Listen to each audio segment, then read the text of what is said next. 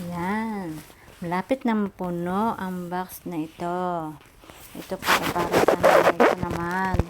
At para dun sa mga taong may malasakit sa kanya.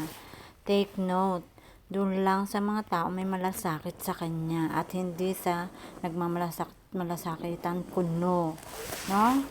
Yan.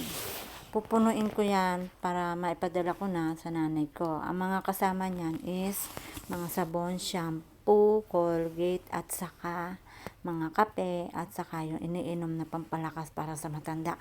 Kulang pa yan, bibili ako ng barley para sa kanya kasi mas mura dito sa Taiwan kaysa barley diyan sa atin sa Pilipinas. Fake pa.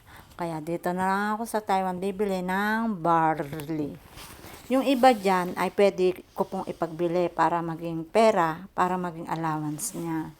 So, PM nyo lang po ako kung may mga nais po kayo sa ipapadala ko. At para may reserve yung ilang piraso para sa inyo. Yun lang po, salamat and God bless po sa lahat.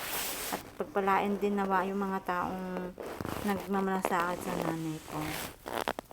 Yun lang po. I-share ko ito dahil talaga pinaglaanan ko ng pera yan. Dahil para sa nanay ko.